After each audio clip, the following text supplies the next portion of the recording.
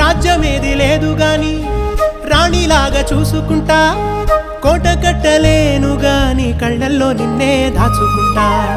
రాత ఎట్లా రాసి ఉన్నా ఆ మార్చి నీతో రాసుకుంటా.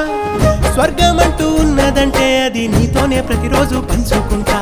నిన్ను గన్న మీ నాన్న కన్నా అల్లారు ముద్దుగా సాదుకుంటా. నీకు కోపం వస్తే కొంత దూరం ఉంటా, నువ్వు గీత గీస్తే నేను దాటనంట.